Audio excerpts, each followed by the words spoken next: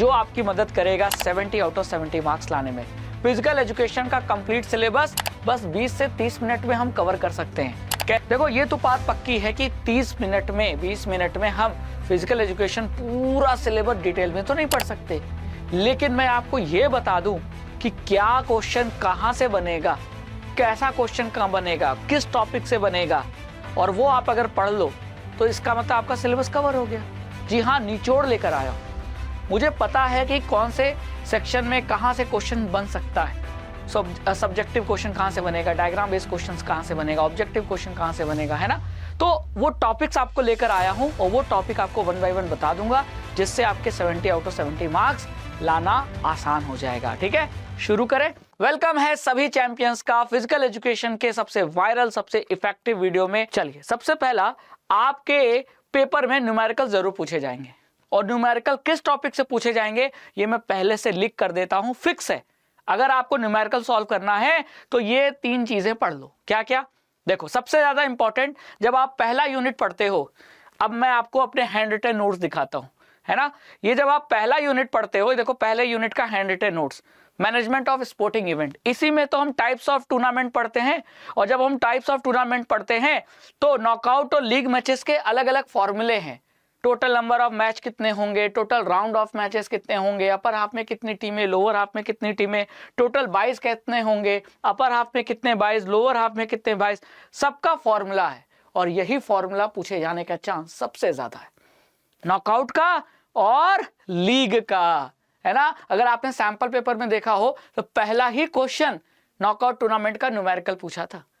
तो आपके board exam में अगर ऑब्जेक्टिव क्वेश्चन कह लो या न्यूमेरिकल बेस्ड क्वेश्चन कह लो, तो सबसे ज्यादा पूछे जाने के चांसेस इसी लीग और नॉकआउट टूर्नामेंट के हैं।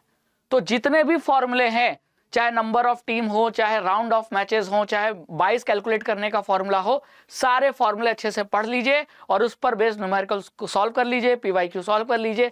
आपका ये टॉपिक इंप्रूव हो जाएगा, बढ़िया हो जाएगा, क्वेश्चन गलत होगा नहीं। ठीक है, फिर बात आता है यूनिट 4 में बीएमआई पढ़ना होता है, बॉडी मास इंडेक्स। ठीक है, और बीएमआई के बेसिस पे क्वेश्चन पूछ सकता है, या तो बीएमआई कैलकुलेट करने को कह देगा, या कैलकुलेशन के स्कोर पे आपको पूछेगा कि बीएमआई की किस कैटेगरी को ये बिलोंग करता है ना। तो ये आप स्पोर्ट्स एंड न्यूट्रिशन वाले टॉपिक में पढ़ते हो यूनिट 4 में। क्लियर। और फिर आता है यूनिट 6 में फिटनेस इंडेक्स स्कोर। दिखाता हूं ये फिटनेस इंडेक्स स्कोर कहां से आ गया। तो यूनिट 6 जब आप पढ़ते हो तो ये हार्वर्ड स्टेप टेस्ट होता है, ताकि आपके एरोबिक फिटनेस यानी कार्डियोवास्कुलर फिटनेस को चेक करने के लिए। तो यहां ये देखो, फिटनेस इंडेक्स स्कोर कैलकुलेट करने को पूछा जाता है, और उसका ये रहा फॉर्मूला, और ये मैं अपने हैंड रिटन नोट्स में दिखा रहा हूं। लास्ट मोमेंट पे जब आपको रिवीजन करना होगा तो पूरी बुक पढ़ने से अच्छा है कि ऐसे शॉर्ट हैंड रिटन नोट्स जल्दी पढ़ लोगे, रिवीजन भी जल्दी हो जाएगा। तो उसके लिए मैं आपको हैंड रिटन नोट्स जरूर रिकमेंड करूंगा, लेकिन ये हैंड रिटन नोट्स आपको कैसे लेना है वो मैं बाद में बताऊंगा। पहले आपको चर्चा कर लूं कि कहां से कौन से क्वेश्चन बन सकते हैं। ठीक है, तो बीएमआई का, फिटनेस इंडेक्स स्कोर का न्यूमेरिकल, और नॉकआउट एंड लीग टूर्नामेंट का न्यूमेरिकल, ये 3 टॉपिक हैं जहां से न्यूमेरिकल पूछे जा सकते हैं आपके फिजिकल एजुकेशन के बोर्ड एग्जाम के पेपर में। क्लियर। बस सिंपल है, फॉर्मूला याद होगा, वैल्यू पुट करना है और आंसर आ जाएगा। तो आप इन टॉपिक्स पर आप पीवाईक्यू लगा लीजिए, क्वेश्चन प्रैक्टिस कर लीजिए, ताकि एग्जाम में आपको कोई दिक्कत ना आए, और आप उसके लिए मेरा वीडियो देख सकते हैं चैनल पे। ठीक है, चलिए अब आता है फिर कि आपके पेपर में डायग्राम बेस्ड क्वेश्चन भी तो आएंगे। तो डायग्राम किस चीज का पूछेगा, डायग्राम के पॉइंट ऑफ व्यू से कौन से टॉपिक ज्यादा इंपॉर्टेंट है। तो अगर यूनिट 2 की बात करें तो यूनिट 2 में पोस्चरल डिफॉर्मिटी पूछता है। तो मैं आपको यूनिट 2 में लेकर चलता हूं। ये देख रहे हो, काइफोसिस, लॉर्डोसिस, स्कोलियोसिस, बो leg, knock knee, round shoulder, flat foot, इनसे क्वेश्चन आते हैं डायग्राम वाले। डायग्राम देकर पूछेगा ये कौन सा डिफेक्ट है, या डायग्राम देकर पूछेगा कि इस डिफेक्ट को इन चारों ऑप्शन में से किस ऑप्शन से ठीक कर सकते हैं। तो ये वाले क्वेश्चन इस टॉपिक से आ सकते हैं डायग्राम वाले। ठीक है, बहुत बढ़िया। फिर योगा आसन, योगा के अलग अलग पोज आपको डायग्राम देकर पूछेगा ये कौन सा आसन है ना। और ये क्वेश्चन तो आना फिक्स है, तय है। मैं आपको सैंपल पेपर भी दिखा देता हूं। ठीक है, ये देखो सैंपल पेपर। क्लियर। देखो ऐसा क्वेश्चन आया ना कि आपको डायग्राम दे देगा और पूछेगा कौन सा आसन है। तो ये जैसे धनुरासन है, ऐसे क्वेश्चन पक्का आएगा आपके एग्जाम में। फिर आता है disability sports, Paralympic, deaf Olympic, special Olympic, इनका लोगो बेस्ड क्वेश्चन आता है। क्लियर, बात समझ में आ गई। और अब आपको मैं दिखाता हूं यूनिट 4 पे, ठीक है। ये देखो, ये लोगो है। एक बार क्वेश्चन पूछ लिया था कि डेफ ओलंपिक में ये जो लोगो है उसके 4 कलर बताइए, तो रेड, ब्लू, येलो, ग्रीन। तो लोगो वाले क्वेश्चन आते हैं, तो डायग्राम वाला क्वेश्चन इस टॉपिक से भी पूछा जाता है। तो ये तीनों डिसेबिलिटी स्पोर्ट्स को अच्छे से पढ़ लेना है।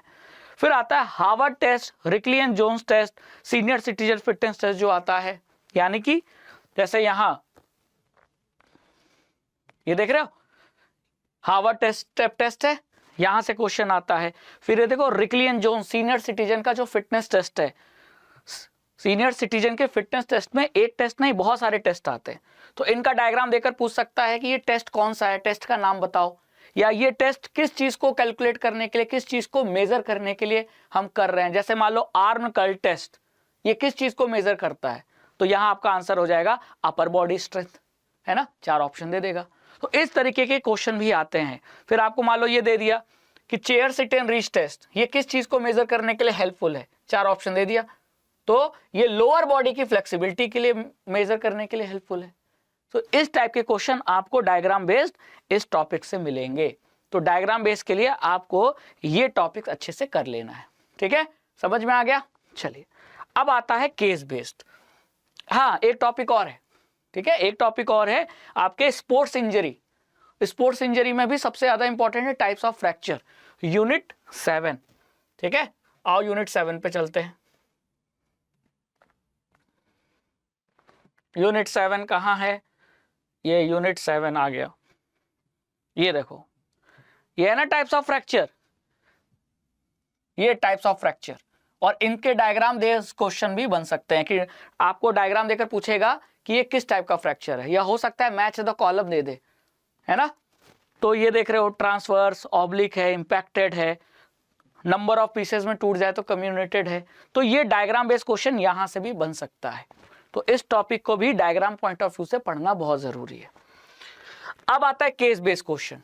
आपके एग्जाम में जो केस बेस्ड क्वेश्चन बनेगा, जैसे मैं आपको सैंपल पेपर दिखा दूं, तो ये देख रहा है सैंपल पेपर, है ना।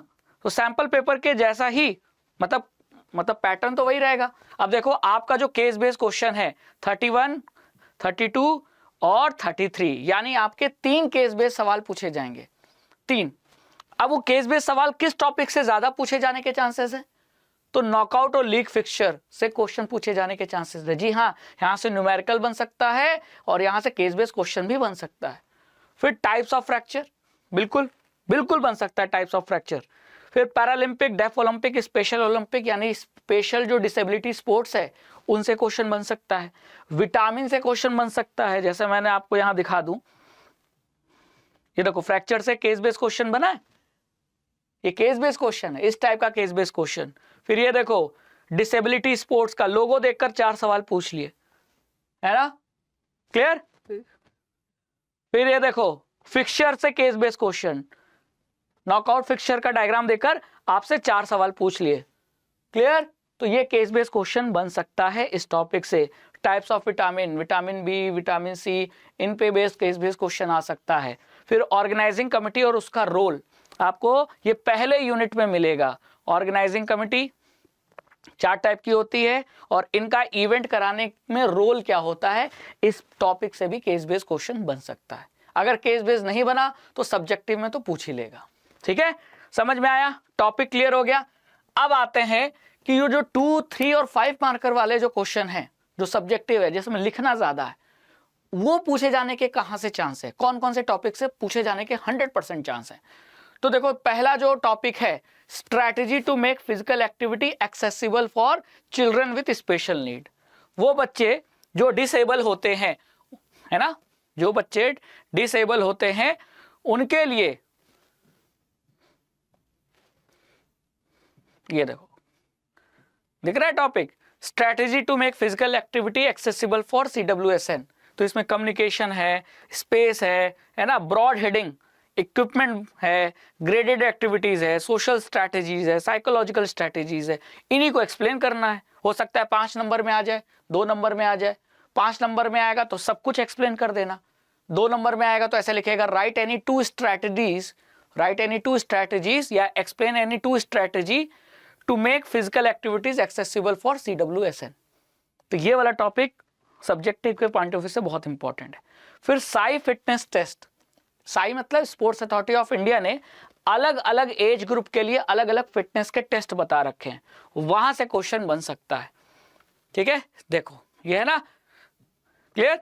तो देखो 5 से 8 साल के बच्चों के लिए ये वाले टेस्ट हैं, 9 से 18 साल के बच्चों के लिए ये वाले टेस्ट हैं। इस टेस्ट में ही ये सब आते हैं डायग्राम, है ना। और जो 60 साल के ऊपर हैं वो रिकली एंड जोन्स टेस्ट का पार्ट है, तो ये टेस्ट पूछे जा सकते हैं। यानी ये चैप्टर, ये सारे टेस्ट आपको सब्जेक्टिव के पॉइंट ऑफ व्यू से भी याद करना बहुत जरूरी है। ठीक है, फिर आता है आपका female athlete triad. Female athlete triad में मतलब आपको इसके कंपोनेंट्स याद रखने हैं, दिख रहे हैं, फीमेल एथलीट ट्रायड के कंपोनेंट्स, और कंपोनेंट्स को एक्सप्लेन करना हो सकता है, क्लियर। और इसी कंपोनेंट में कुछ टर्म आते हैं, बुलिमिया नर्वोसा, है ना। तो ऐसे टर्म्स को भी आपको याद रखना पड़ेगा, ठीक है, सब्जेक्टिव क्वेश्चन के पॉइंट ऑफ व्यू से। फिर types of lever and its application in sports. तो टाइप्स ऑफ लीवर किस चैप्टर में मिलेगा? बायोमैकेनिक्स चैप्टर में। लीवर 3 टाइप का होता है और उसके रोल होते हैं, ये देखो, ये है ना, first class lever, second class lever, third class lever. फिर इनका स्पोर्ट्स में एप्लीकेशन होता है, तो यहां से क्वेश्चन आ सकता है। फिर साइकोलॉजिकल एट्रीब्यूट्स इन स्पोर्ट्स, ये साइकोलॉजी एंड स्पोर्ट्स वाले चैप्टर में मिलेगा। तो साइकोलॉजिकल एट्रीब्यूट्स इन स्पोर्ट्स, ये देखो कैसे एक अच्छी साइकोलॉजी से आप अपनी स्पोर्ट्स की परफॉर्मेंस इंक्रीज कर सकते हैं। इसके अंडर ये 4 कैटेगरी है, यहां से क्वेश्चन आ सकते हैं। Self esteem, mental imagery, self talk, goal setting, इनको अच्छे से पढ़ लेना है कि सेल्फ स्टीम का मतलब क्या होता है, कैसे साइकोलॉजी को इंप्रूव करने में ये हेल्प करता है, मेथड, ये सब मेथड है ना, ये सब क्या है, मेथड है। बात समझ में आ गई। मेंटल इमेजरी, सेल्फ टॉक, हम अपने मन में अपने आप से बात करके अपने आप को मोटिवेट करते हैं, तो ये सब साइकोलॉजिकल एट्रीब्यूट्स होते हैं, इनको अच्छे से पढ़ लेना है सब्जेक्टिव पॉइंट ऑफ व्यू के तरफ से, ठीक है। फिर आता है मेथड्स टू डेवलप स्ट्रेंथ, एकदम लास्ट चैप्टर। तो जब लास्ट चैप्टर पे जाएंगे, और ये सब कुछ मैं अपने हैंड रिटन नोट से दिखा रहा हूं, किसी बुक से नहीं दिखा रहा हूं। तो अगर आप लास्ट चैप्टर पे जाओगे तो फिजिकल फिटनेस के बहुत सारे कंपोनेंट होते हैं, और स्ट्रेंथ, एंडोरेंस, स्पीड और फ्लेक्सिबिलिटी में से अगर स्ट्रेंथ को बढ़ाना है तो आपको क्या करना पड़ेगा? एक्सरसाइज करना पड़ेगा। तो ये 3 टाइप की एक्सरसाइज आती है, आइसोमेट्रिक, आइसोटोनिक, आइसोकाइनेटिक। इन तीनों को अच्छे से पढ़ लो सब्जेक्टिव पॉइंट ऑफ व्यू से। फिर फैक्टर अफेक्टिंग इक्विलिब्रियम, इक्विलिब्रियम को अफेक्ट करने वाले फैक्टर, ये आपका वापस से किस चैप्टर पे आ गया? बायोमैकेनिक्स चैप्टर पे। ये देखो, तो इक्विलिब्रियम कितने टाइप का होता है ना, इक्विलिब्रियम के टाइप। और देखो प्रिंसिपल टू अफेक्ट इक्विलिब्रियम, मतलब स्टेबिलिटी कैसी होनी चाहिए, कौन कौन से फैक्टर हैं जो इक्विलिब्रियम पर असर डाल सकते हैं, जैसे बॉडी वेट है, सेंटर ऑफ मास है, सेंटर ऑफ ग्रेविटी है ना, ये सब फैक्टर्स हैं, इसको अच्छे से पढ़ लेना। फिर कमिटी एंड इट्स रोल, तो मैंने ये भी बताया था कि अगर आप केस बेस्ड क्वेश्चन में जाओगे तो ऑर्गेनाइजिंग कमिटी पहले चैप्टर में, तो या तो केस बेस्ड में पूछ लेगा, नहीं हो सकता है कि सब्जेक्टिव में पूछ ले कमिटी एंड इट्स रोल, नहीं तो एमसीक्यू में भी क्वेश्चन मिल सकता है। अगर आप ये टॉपिक पढ़ लेते हो तो आपका एमसीक्यू भी हो जाएगा, केस बेस्ड में पूछा तो भी हो जाएगा, सब्जेक्टिव में पूछा तो भी हो जाएगा, ठीक है। तो देखो 4 टाइप्स की कमिटी है, technical committee, logistic committee, finance committee और मार्केटिंग कमिटी। सबका रोल, अब मैंने क्या किया है अपने हैंड रिटन नोट्स में, सबका रोल एक जगह कर दिया है, तो आपको याद रखना आसान है, ठीक है। जैसे लॉजिस्टिक कमिटी, ओपनिंग और क्लोजिंग सेरेमनी कौन? लॉजिस्टिक कमिटी करेगा, है ना। और इक्विपमेंट और स्टेशनरी का अरेंजमेंट कौन करेगा? टेक्निकल कमिटी करेगी, ठीक है। मार्केटिंग मीडिया, प्रिंट मीडिया से कौन छपवाएगा?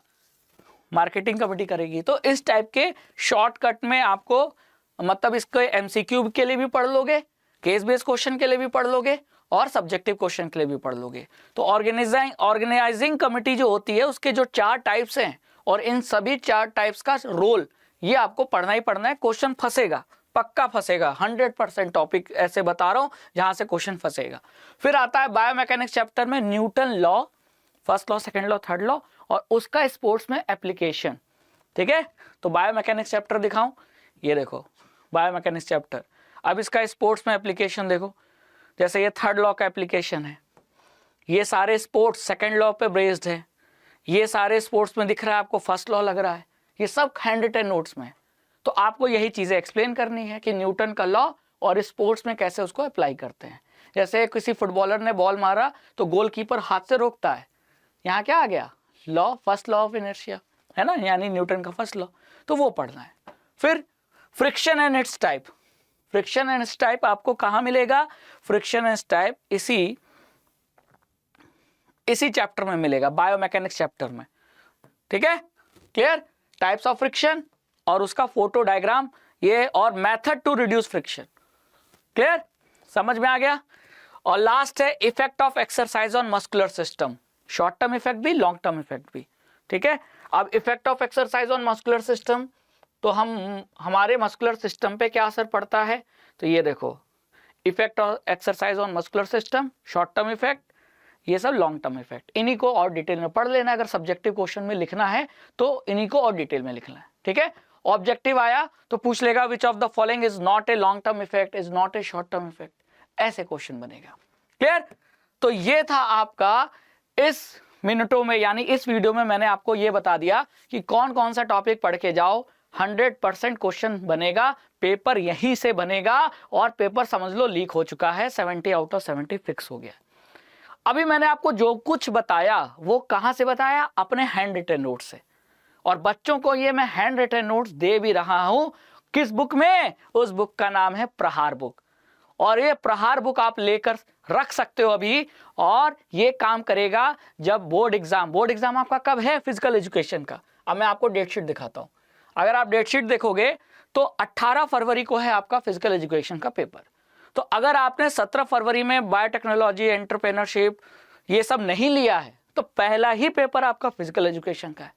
तो लास्ट के 3-4 दिन जब आपके बचे होंगे, जब आप फिजिकल एजुकेशन के लिए फाइनली बहुत सीरियसली पढ़ोगे, है ना, उस समय की सीरियसनेस सबसे ज्यादा होगी, तो उन 4 दिनों में आपको रिवीजन में हेल्प करेगा ये मेरा हैंड रिटन नोट्स, जो मैं आपको ऑफर कर रहा हूं अपने प्रहार बुक में।